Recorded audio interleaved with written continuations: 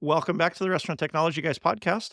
I appreciate everyone out there for joining us. As I say each and every time, I know you guys have got lots of choices, and so thank you guys for joining us. Today we are joined by somebody in a interesting space, and I don't know that I've had too many people that have talked about what Georgie's going to talk about here today.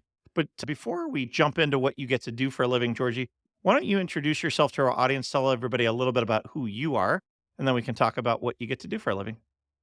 Thanks so much, and excited to be on the podcast, and thanks for having me. Yeah, my name's Georgie Thomas. I'm currently the general manager for Choco in the US. I've been in this role for about 2 years now. I know we're going to go deeper into that, so I'll leave some of that for a little bit later. But prior to Choco, was at DoorDash for about 4 years, was there pre-IPO to post-IPO. I've worked at a host of different startups, many that didn't work out. So I've seen all sides of the coin before. And then prior to that, I was in finance for a bit before starting on this journey. But yeah, the last several years have been in food technology, which has been exciting. That's always fun when you get to move industries, and I always love to hear people's background 'cause, I had a guy who was like, "Oh, I was a painter, and then I became an accountant, and now I'm in marketing." I'm like, how the heck do you go through all of those different genres?" That's cool that at least the last few years, and I'm sure DoorDash pre-IPO to post-IPO was a wild ride for you. The incredibly wild ride. It was an incredibly lucky experience, honestly, to be there from when I started and really pre-pandemic to post-pandemic, and we saw lots of different things and lots of different ways to grow very quickly. Some that were external, and then other internal things for the company. But a lot of that DoorDash experience has helped me to shape how I operate today, which has been important.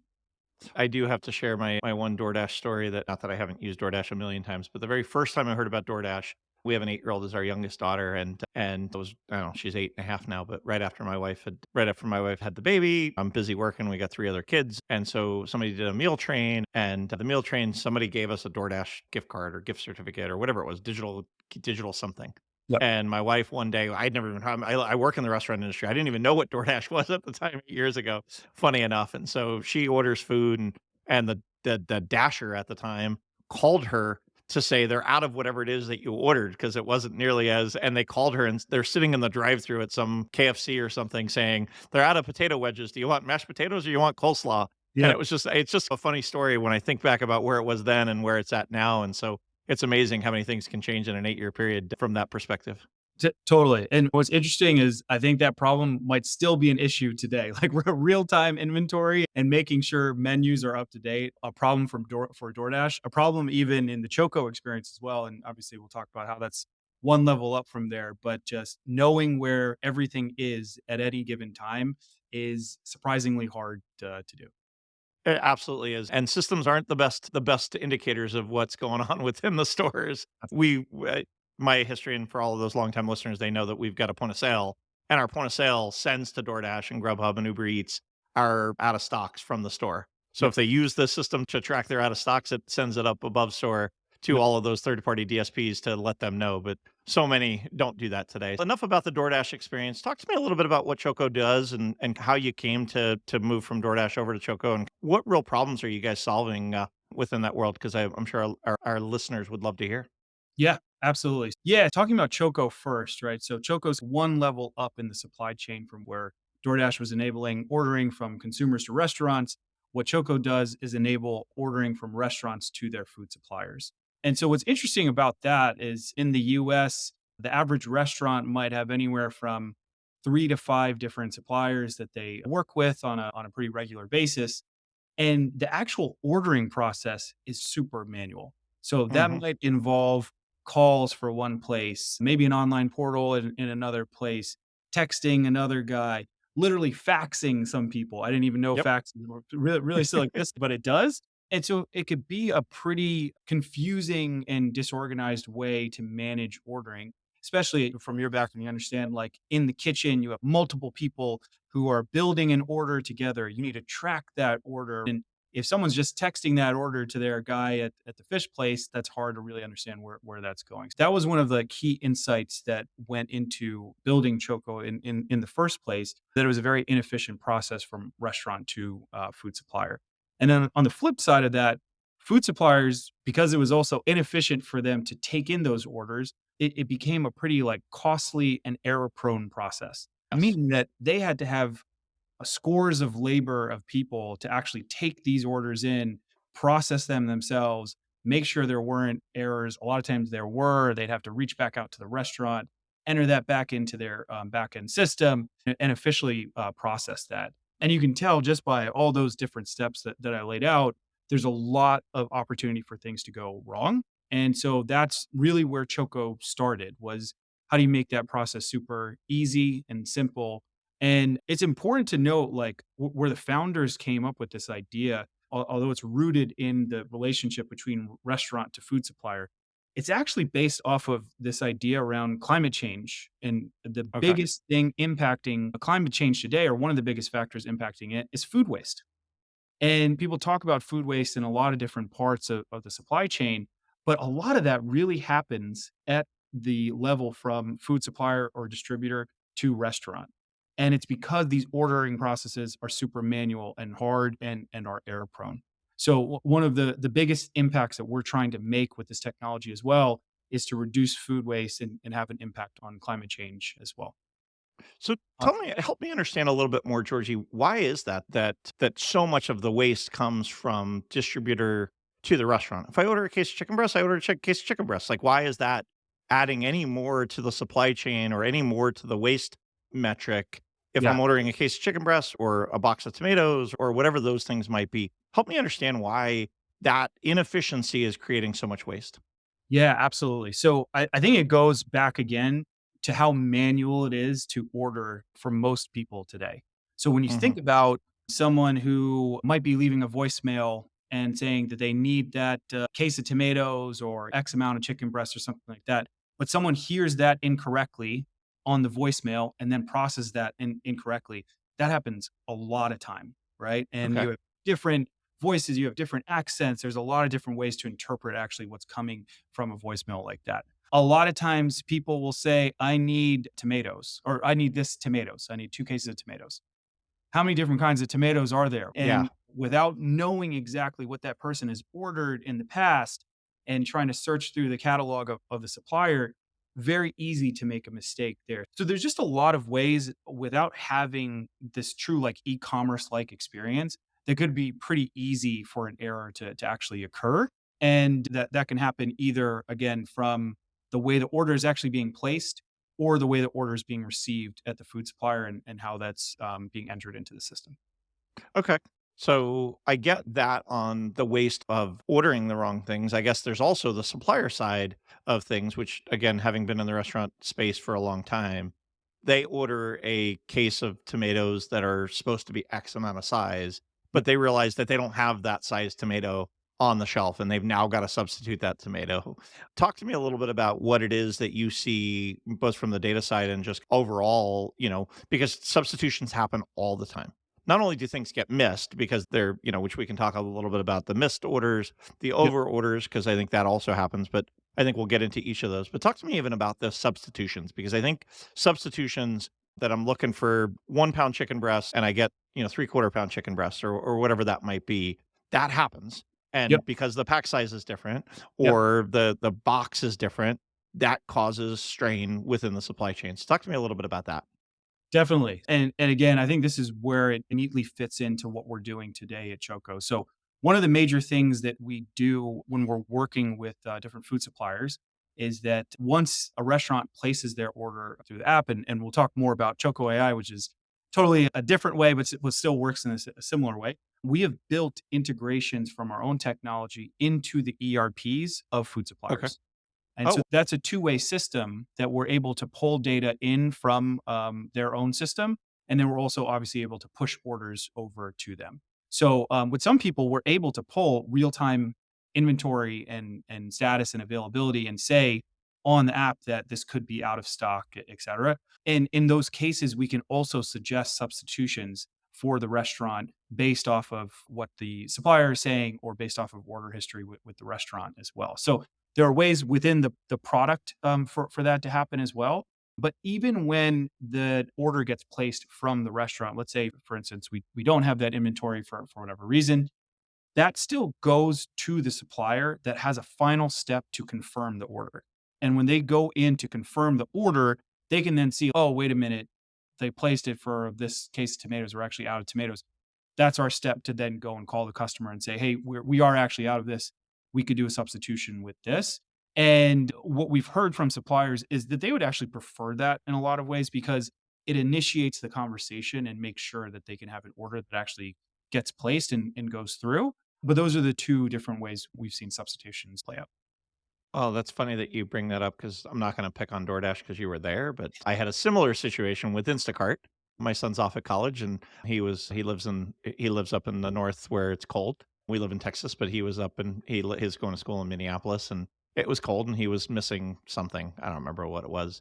But so I went on Instacart and I wanted to go order him some product to get delivered to his dorm room, but they ended up substituting in the wrong product and it ended up being more expensive, Yeah. and at the end of the day, like, we left it in the hands of whoever that shopper was, which I think happens in these current situations is whoever's going and picking the orders just picks a different, instead of picking these red tomatoes, they're picking the Roma tomatoes and they're just substituting Roma tomatoes and they're not gonna ultimately get the product.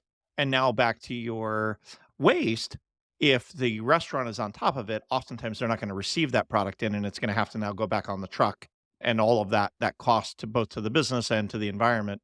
Getting Yes. that product that's now been out on the truck and going back into the warehouse and all of that is probably part of the problem. Is that a fair Very, assessment? very fair assessment. And that can be all the more true, I think, as you go into like higher end fine dining establishments as well that are really into are specifically calling out the ingredients on their menu, right? So it has to be that specific thing. And we do have quite a few of those who use Choco today, Michelin star restaurants that are really relying on this to be accurate and reliable. And if it's not, then that's an issue for how they operate. Got ya. So, Georgie, let's start as a restaurateur. Right. So, before we get into the AI components of it, and the show wouldn't be a show unless we talked about AI for a few minutes because everybody wants to Course. talk about their new AI stuff. But Yep. before we jump into the AI, I'm a restaurateur. What does it look like when I'm using your guys' product to go out and place an order? Is it pulling usage data and suggesting? Is it just giving me a pick list, like a product catalog that I can go order from? Talk to me a little bit about what the user experience is when I'm going to place an order on a Tuesday afternoon to be delivered on a Wednesday. Yeah, absolutely. So it's a great question. And again, the way we get introduced to a lot of restaurants now who are using the app and the platform are through their food suppliers. So we are signing agreements with those food suppliers. They say, hey, here's this list of restaurants that we want you to go and onboard and get to use the app. And when they do that, they're actually providing us with a lot of data on what those restaurants actually order. So we will look at the last 3 to 6 months of order history for a particular location and then use that to build a specific order guide for that Okay. restaurant before we've ever even talked to them. Now, in addition to that order guide, what they also have access to is the full catalog of the suppliers as well.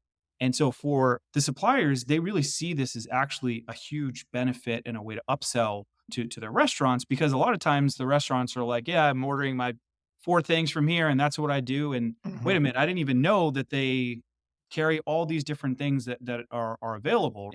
But those are the two different ordering experiences. And then basically, once we have those order guides set up and the catalog set up, we have someone from our onboarding team who will reach out to the restaurant and then walk them through how to place their first order. What we've seen in general is that just like with anything, it takes a few orders for this to become a habit, right? And so our Mhm. onboarding team is with them every step of the way until it feels like that habit. And then once it becomes sticky and it is a habit, then they will be able to do that on their own. The one sort of difference with that's our normal flow from our premium supplier to our restaurant. Restaurants can actually also order from any supplier that they work with today, even if they're not an official partner on Choco. And Okay. once they are onboarded through the initial relationship through this premium supplier, what they can do is they're like, "Hey, okay, I came in through my fish guy, but I got my dairy guy, I got my produce guy, I got my paper guy." And so what they'll do is they'll send us invoices for a certain period of time, and we can use those invoices as well to create order guides for those different suppliers. And although we won't have a premium partnership between ourselves and those suppliers, we can still send orders on behalf of the restaurant and for the restaurant, that's really where it becomes like a pretty big time saving where they can do all of their ordering in one place. Yeah, and I can imagine that and even for the suppliers, if they know that they're gonna consistently get things in the same way, Yep. it's gonna end up being good. Talk to me about the flip side of that, which is as a supplier, they're getting consistent orders, but if I'm US Foods and I know that you're now putting through Choco Cisco in front of this consumer, Cisco and US Foods being the 2 largest broadliners in the US, how do you combat that? Because oftentimes, and we've had a couple people on the show in the past who have done the analysis of their statements and figured out that if they would have bought this from US Foods, and we'll probably talk about that later, but it's Yeah. like US Foods was cheaper on this item at this day, and Cisco might have been cheaper on that same item 3 days later. How do you, and again, that's one of the arguments even about third party delivery service providers is I go on there and now I'm going to convert somebody that was going to order from Wendy's, they're going to change them to order from McDonald's because McDonald's is paying DoorDash more money to send the order to McDonald's. And similar, how as a supplier would I have some level of understanding that I'm not going to lose market share because of what you guys are doing with them? Yeah, it's a great question. We get this question all the time, as you, you might imagine. So I think one important key point, we are not a marketplace. So Okay. you cannot go on as a restaurant and then try to find a new supplier you've never worked with. So take the example you were just saying. Let's say you are ordering from US Foods, and then you're like, oh, you know what? I'm interested in what Cisco might have to offer. If you don't have a customer number with Cisco, we won't enable any ordering between the Okay. restaurant and a new supplier. So it really is about existing relationships for restaurants and their suppliers. And then the other piece is that again, because it's not a marketplace and it really is about the ease of ordering to their existing people, what we do is even as you are like building your orders, you always build them one by one or supplier by supplier. So there's Okay. not like one joint unified cart that then you check out with. And that's really to, again, prevent some of this same sort of like price comparison shopping. It is much more about making sure for the people you work with that this is an easy way to order. So talk to me about contract pricing because that's one of the other big things that I know people struggle with is contract pricing. Larger organizations, they work in contract pricing, chicken breasts are X amount for their entire chain. They're running a chain of 40 restaurants and they've gone to US Foods and said, "We're going to buy this amount of chicken and you're going to sell it to me for all 40 of my stores for this kind of price." And I know that sometimes there's some margin increase for the suppliers in that regard Yeah. because they may not keep that contract pricing and sometimes it's less and sometimes it's more. But regardless, it's a problem, and reconciling that is always a challenge. Talk to me a little bit about how you guys can help solve that if you guys even do. Yeah, pricing is a very interesting issue because, again, if you're thinking about it more from the supplier perspective, it's something that they're pretty protective over, again, for these reasons we're talking about, and not a race to the bottom and not enabling a lot of price comparison, et cetera. What we enable for our premium suppliers is basically we give as much price transparency as they want to have. And that Okay. could mean you have specific pricing down to an individual unit if that's how it's negotiated and we just obviously just need that price list and who what's applicable to who. Or there's some cases where suppliers actually don't show pricing because they choose to basically keep price off the app and they share that separately and then we don't enable pricing. So it's basically somewhere within that spectrum for what the supplier wants. Okay. Yeah, and very true story. Years ago, I was working with In-N-Out, and they actually don't share what they buy tomatoes for because they never want the quality of the product to change, or at least Mhm. they didn't back then. They wanted you to slice the tomatoes the same way Yeah. every time, whether tomatoes were really expensive this week or really cheap this week. They wanted the same product to be the same product and to meet the brand standards, regardless of what the food cost was that day. Whereas other brands, I've seen them put less salt on fries when salt's more expensive or whatever. Last piece on this side, on the restaurant side, how do I reconcile the orders that come in? So I know that I've placed this order. It's easily gotten there. Do you guys do anything for the reception of that order, or is it the same way that you always do? The truck shows up to the back and you have an invoice and you just check it off, or do you guys do anything to reconcile what the invoice did with what they had ordered? Yeah, it's a great question. So a couple different things there. Number one, when that supplier goes in and they confirm the order, because you remember that's like the like final step there. There's an email confirmation that the restaurants will get. So then you'll see what was, or if they have to take something out, then you'll see what's taken out, et cetera. So that's the first step. And then the second step is we have something called delivery check. And basically, as the restaurants are receiving the goods that they have ordered, they can go through item by item and say, this was good, actually, this was missing, or this was damaged. and then they can complete that check and send that back to their supplier. So it Okay. starts basically the, do I get a credit? Is there a second run sort of conversation? But that all can be captured within the app itself. Okay. Those are all great questions that I'm sure you get asked every day on how these things go. AI. How is AI influencing what it is that you guys do? Because again, like I said, when you brought it up earlier, it wouldn't be a restaurant technology guys show if we didn't bring up AI in some way, shape, or form. And it feels like everybody's got, and it's fantastic with what it's helping people do. And I do want to share a previous episode had a guy that's doing AI for inventory counting. He's using computer vision, not even AI. He's using computer vision where you can just take your iPhone and it'll look at the shelf and say, you should order this. And then he doesn't give the ability to order it. That's Yeah. where you guys would come in, but at least says you should order 6 cases of tomatoes and 3 cases of, because you got a par level in the system. And then it doesn't actually order it to the broadliner or to whoever your supplier is for that product. But how is AI influencing what you guys are doing? Yeah, first of all, I gotta talk to that guy. That sounds like an interesting opportunity for us It to, is freaking awesome. I was he maybe. showed it to me and I got on his website. I'll share it with you offline, and Yeah. his episode should be releasing in the next couple of weeks. So it'll come out a couple of weeks before your guys' episode comes out. But I'd love to share that with you offline. But how has AI really influenced what it is that you guys are doing? Yeah. And obviously, what's so cool about AI is that there's such broad use cases for how AI can be applied, right? It can truly accelerate many different parts of the business, and whether that's internal or external. But I'll start with where we see the biggest use case today, and then I can talk about some of the stuff we're building on for the future as well. The biggest use case that we see today is on the supplier side, the ability of a supplier to process orders that are what we call manual or non-digital, turn them into a digital order. So what I mean by that is, look, when we go through our normal onboardings and we have people go through the app, people who like the app, they really love the app and it turns into a habit. But in general, we get to 75, 80% of a customer base in terms of converting them to the app. And the main reason for that is you're just always going to get a certain number of people are like, I'm not downloading another app and I'm not changing my process. The way I order is the way I order.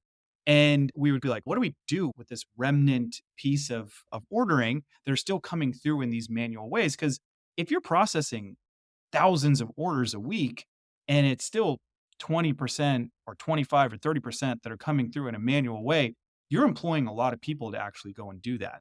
And what our AI technology does is it's able to take anything that comes through email, voicemail, SMS, call, and really turn that into a digital order that then also gets integrated back into the ERP. So what's cool about that is for that 25 or 30% who are like, no way, not downloading an app, we don't have to get them to download an app. We don't actually have to change anyone's behavior. We can get that all still processed in the same way. And it's still very similar in that once that information comes in, Choco AI basically will read all the data from that and show you whatever the input was, and then compare it to an output. And so there's still one final check for a reviewer who can then say, this looks good, I'm ready to accept the order, and it gets sent to the ERP. So again, it's not going down to 0 seconds to process an order, but for one of like a produce supplier we launched in New York, they had some orders. Some of these orders were 65 pages long, Oh PDF wow. that they have to go through, huge orders. And it would take them 13, 14 minutes for one order to process it. And they can do it in 10 seconds now. That's So incredible. it's a massive time savings, and then obviously the error reduction that comes along with that. So that's a huge piece that we've seen and has really accelerated the business over the last few months because it gets our ability to penetrate a supplier's customer base to 100% pretty quickly. Yeah, on the flip side, not even on the flip side, I guess in addition to that, have you guys considered any of the predictive stuff for both the supplier and the restaurant side? Every Tuesday, you order 2 cases of chicken breasts. Should I put it in your cart already? No different than every time I freaking log on to Amazon, it's, hey, your batteries are dying on your Blink cameras. You should probably buy some new ones. Have you guys done that at the restaurant side and then really at the supply chain side? How do I make sure that I've got everything that they need? These guys went to order it and now it doesn't have it. Have you guys started playing with the predictive side on both sides?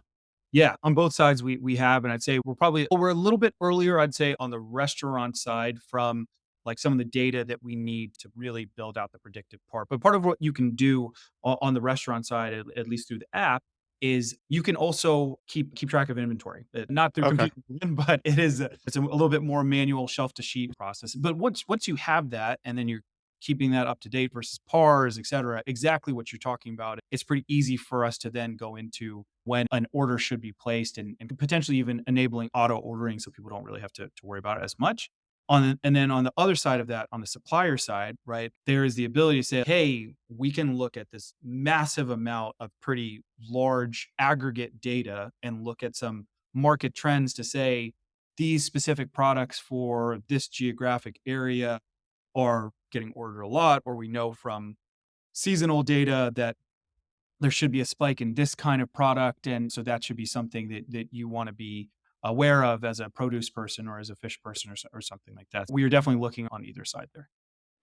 That's quite frankly, it's really interesting, and it'll be interesting because data at the end of the day is going to end up winning a lot of the times. So it'll be interesting to see how much data you guys are able to. At its core, yes, DoorDash, back to your previous life, is a means to capture data at the end of the day. Really, Facebook is a data company. Everybody's really a data company. So I think it's really interesting. It'll be interesting to see what else, also what other things you guys can glean from it. Korean food's really taken off in a certain region, or Indian food's really huge in a certain place, or any of those kind of things because they're ordering some of those kind of products that you weren't getting in certain areas. So it'll be interesting to see what that looks like for you guys. Totally, totally. Yeah. It's super interesting already. And again, as we continue to grow, it just gets more interesting, which is Yeah. cool. Anybody that's ever run a restaurant knows the craziness that happens during a meal period in a rush.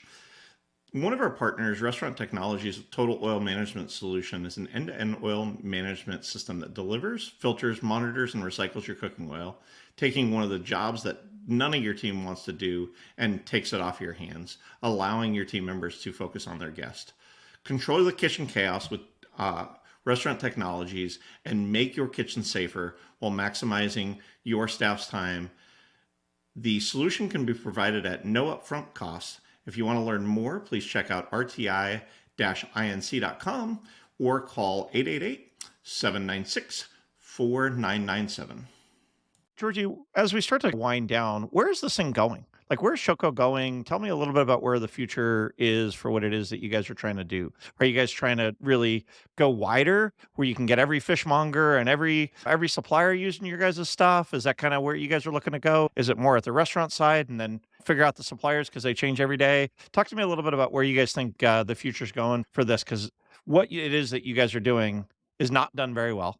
As you said, it's really hard. It's really manual. It's not done well, and ultimately, there's lots of room for error and lots of people that are really frustrated about both sides of the transaction, both the supplier and the receiver of the product. So, where do you see the future going for you guys? Yeah, it's a great question. I think for us, we are focused on, hopefully this isn't a cop out answer, but both sides of the equation and both stakeholders. I think both are really important for how we grow the long term value of the company. I think there are different ways for us to get to that long term vision, though. And I think right now, what we're seeing is the fastest way for us to get our technology out there is through the supplier side and really Mhm. through the Choco AI technology. So we're going pretty quick to market here, and we're seeing very fast adoption from a lot of folks in different areas in that. And I think that will help us for the short to medium term as we develop that product out more and think about more ways that it can impact what a supplier is doing. But ultimately, the company exists because the ecosystem grows as we get more and more restaurants who also use us as well. Mm. And for that initial part we talked about before, restaurants can start with one relationship from the supplier they start with, but then they can branch out to 3 or 4 more. And so you see this flywheel effect happen pretty quickly, and that's what really grows things at scale. I think we want to be able to support both stakeholder groups in the future, but we have this really acute focus on Choco AI for suppliers in the near term. And I think at the end of the day, the restaurants probably are okay with their methods today, but the suppliers are not. So Exactly. they're going to gravitate to it more because they recognize the efficiency. They're dealing with thousands of part numbers, whereas the restaurant might only have 30 items that they order from the supplier, whereas the supplier has thousands because they're servicing so many different restaurants. So for them, there's going to be a lot more efficiency gains. So they can give it away essentially and cover the cost through their efficiency gains. And if the restaurant benefits too, now it just does create that flywheel effect like you were talking about. Totally. And again, what we can find, at least for right now, is that we have single points of contact at the suppliers that help to push us out, which makes the adoption a little bit easier when we're going through that angle. So how do people get in touch? How do people learn more? Do they just need to call their US food reps and say, "Why don't I have this already?" If they're not already using you guys? And I'm saying US Foods. I don't even know if you guys are integrated with them, but I'm Yeah. just if people want to engage with your platform, where would you suggest they go and how would you suggest they learn more about how to Yeah. already have what you guys have been doing for a while? Absolutely. Choco.com. If you're a restaurant, it's just choco.com/restaurants. There's a get started or get in touch button that you can click and then fill out a little information. You'll get contacted within 24 hours. And then on the food supplier side, it's choco.com/suppliers. Same sort of button there, form to fill out, and then we'll get back to you in 24 hours. And yeah, I think the nice part about the way we operate, I have a team of folks that are based in the US. Although we are a European company based out of Berlin, we have a team of folks that are mainly in Chicago, but also remote throughout the US. And we are there for either restaurants or food suppliers every step of the way to get set up and going. I love that. I was going to ask, but I don't want to sound foolish because you had said I run the U.S. division, and I was like, I didn't realize you guys were international. I had read the CV, but I didn't necessarily read. I didn't necessarily go digging on the European side. Talk to me before you talked about your founders, and I'd love to wrap up with this. Your founders really were trying to solve this problem of food waste. Yeah. Do you have the story of where that even came from? Were they just getting frustrated watching so much stuff get thrown away, or where did that come from? Yeah. Yeah. So our founders worked at Rocket Internet in Germany, a pretty famous accelerator, incubator, and had worked on a lot of different tech businesses previously. And then got that urge or that itch to start their own thing. And what was interesting is they just stopped and instead of just launching something, they researched for a while. And the main thing that they were trying to research was what are some of the biggest, hardest problems to go out and solve today? Hmm. And food waste is pretty high up there in terms of how hard it is to solve and then how big an impact it is. And so that's where like the beginning part came from. And then then with that realization, it's like, all right, well, if you have food waste, how do you impact food waste in a meaningful way? And that really evolved into what Choco is today. I love that story, and funny enough, everybody that gets into restaurants thinks it's easy. Oh, it's gonna be so simple, and it's you know what? There's a lot of complexities as you learn in your DoorDash days, and I'm certain Yes. you learn here at Choco that there's a lot of complexities that happen. They're miniature manufacturing plants all over the country, and there's hundreds, thousands of them in every city. How do people get in touch with you? And I guess just you directly before we wrap up, if they wanted to contact you and ask you any follow up questions, Georgie. Yeah, absolutely. So they could just email me directly. My email is just Georgie, Georgie .Thomas at choco.com. Awesome. Thank you very much for educating our listeners. As I said on the onset, listeners, I know you guys got lots of choices, so we appreciate you guys spending time with us each and every day. If you haven't already subscribed to the podcast, whether that be on YouTube or on your favorite podcast player, do also the newsletter goes out once a month on the first of the month, gives you a summary of everything that happened. Georgie, thank you so much. And to our listeners, make it a great day.